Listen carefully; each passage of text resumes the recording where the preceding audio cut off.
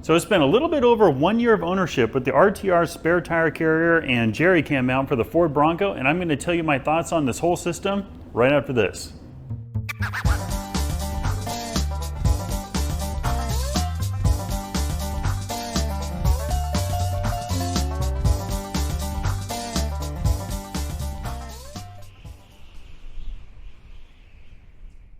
Hi, this is Brian from Northwest Bronco. Welcome back to the channel. Today we're going to be talking about two different things, and that's going to be the RTR spare tire carrier for the Bronco and also the jerry can mount.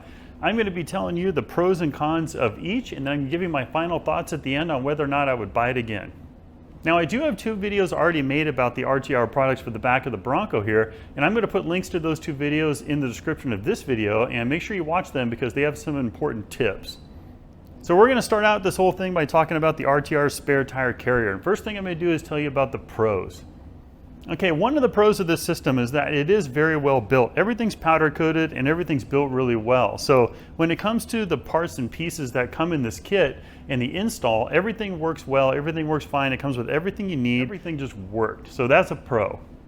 Another pro is that this whole system is designed to be able to carry extra weight on your tailgate. That includes maybe a bigger tire, some extra fuel, and I can tell you after hundreds and hundreds of miles or thousands of miles that the product does exactly as advertised. All right, so we covered the pros of the system. Basic concept is it works really well. Everything just works the way it should, and everything's really well built. So we got that out of the way. So now let's talk about some of the cons.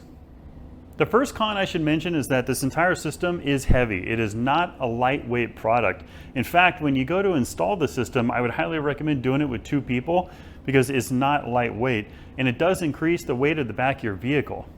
Another con I found with the system is that it does have a lot of weird clicks that come from this general area after the install.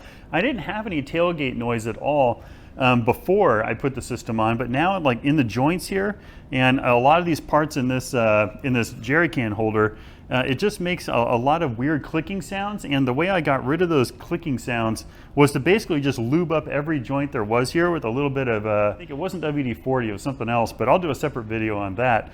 But I just lubed everything up really well, and it kind of got rid of the clicks, but every now and then you'll still get a little bit of a clicking noises coming from back here, which you can hear from the cab. So another one of the negatives I found with the system is that is this post here. They made this post longer for a reason. It's because the camera can look down, so you can still use your 360 view of your camera, but it's also so that you can put a nice big rim on here, a nice big tire on here to fit.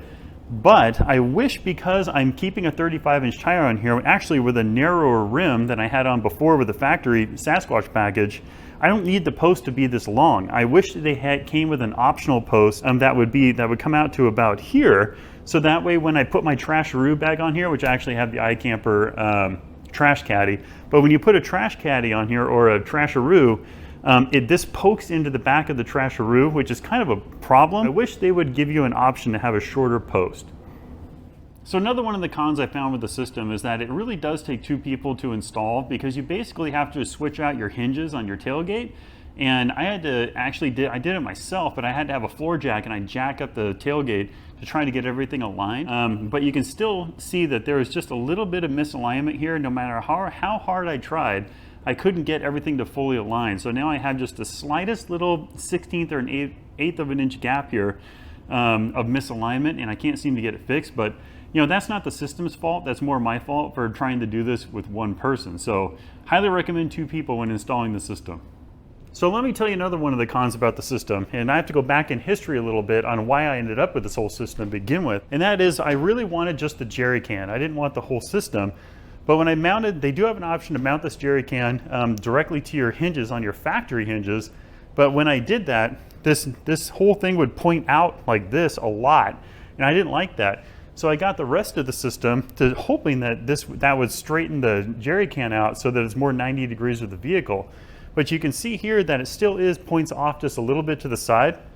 And I wish they would have included some shims or just machine this differently so that this was more 90 degrees with the back of the vehicle. Now, it used to bug me a lot that this wasn't 90 degrees, but since I've had it, I really don't notice it anymore, so it's not that big of a deal. But I wish that when you mount this just by itself to your factory hinges, I wish that this would be more 90 degrees without having to buy the whole system to improve that angle, but it doesn't solve the problem.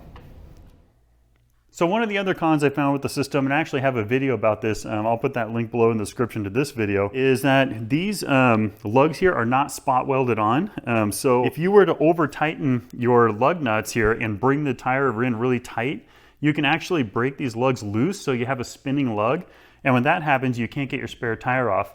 And I didn't find out until I went to get new tires, and the tire company went to remove this and one of the lugs broke off, and they actually had to spend about 3 hours trying cutting and drilling to get this lug off to be able to get the spare tire off. Now that'd be a really bad thing if you were off-road and you had to change your tire and you have a spinning lug. So that was one of the things I found that was really not good, is that they really should have spot welded those on. So the last thing I would say as a con to the whole system is that it is really, really expensive. It is not a cheap setup to do all this. I think they charge a little bit too much for what you're actually getting. But I think if they were to solve a couple of these problems, I think it'd be worth the money. But for now, I think there's too many little flaws in it that I think it's not really worth that much money. Okay, so we talked about the tire carrier. Now let's move on to the jerry can holder. And I gotta tell you, this is a great item. So I'm gonna talk about the pros, and then I'm gonna talk about some of the cons. And then at the end of this video here, we're going to talk about would I buy all this stuff again, or which pieces would I buy or not. All right, the first pro I'm going to tell you that is just a cool design. It's nice looking, it's well built, you know, it functions really well. It's the only thing on the market like this that'll hold this type of jerry can. And it really saves you from having rotopacks on the side of your vehicle, on top, everything's miscolored, it looks weird. This just looks really, really good. So I added one of the pros is that it's just really easy to work. I fill this can almost every time that I go out. I usually put about 3 gallons in it when I go out, and I end up using this almost every trip that I do.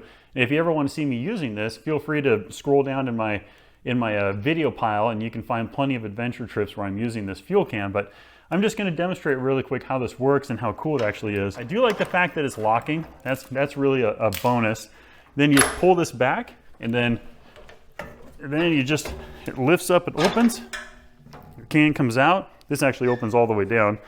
And then can back in, close it up, put the lock back on,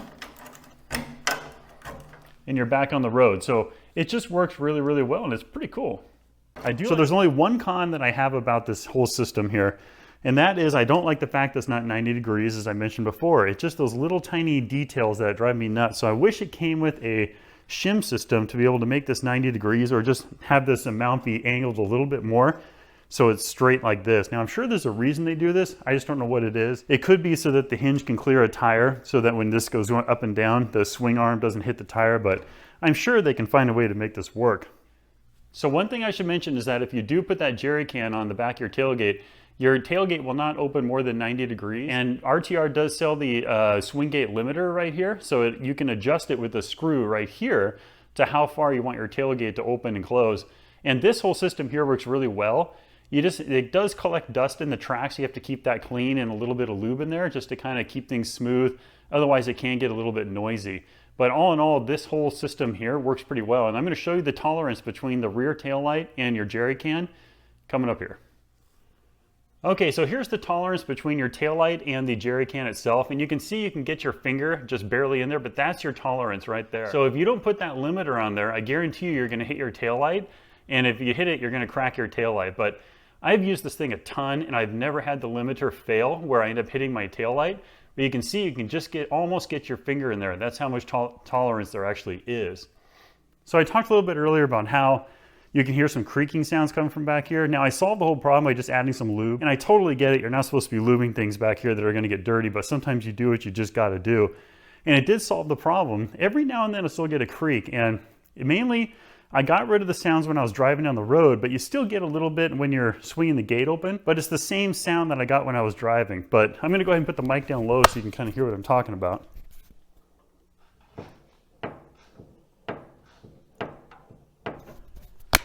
So that's the sound that I would get when I was driving. Now it only does it when I swing the gate all the way open and I just move it around a little bit. So it's a huge improvement, but just be prepared for that. So let's get to the conclusion of the video. We'll start out with the jerry can. Would I do that again? Absolutely I would. It's a great little setup, well designed. It's really kind of fun. Keeps your fuel can nice and low. You don't have fuel cans all over your vehicle.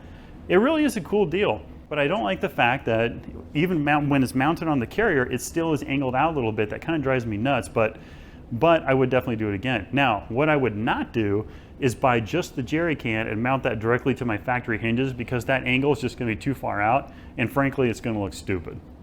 Now, tire carrier wise, would I do that again? I would not do it again with a 35-inch tire, because there's really no point. The only reason I got it was because I wanted to try and straighten the angle of that jerry can out, but I didn't need it for any really extra weight. So would I do it again if I had a 35-inch tire?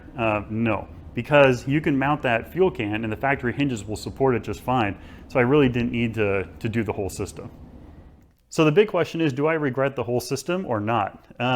Like, for example, if I was to buy a brand new Bronco, would I repeat this whole system? To be honest with you, with my build with the 35-inch tire, I would have to say I would not. I spent over $2,000 basically to just have that jerry can sitting over there, which is kind of my own fault, because I thought the whole system would straighten that jerry can out, but it didn't. It made it better, but it didn't solve the problem. So I'm not a big fan of taking a vehicle out of spec from its factory design, because that's when you start running into problems. I think I probably would have left the whole thing alone and found another way to store my fuel. So hopefully this video helped you out to decide whether or not you want to go with this whole system. My experience after having a couple thousand miles with it, a little over a year, and that's my impressions of it. So if the video helped you, please give it a like, maybe subscribe for more content. If you have any questions, put them below in the comments. If I can't answer them, I'm sure somebody else will. And we will see you next time.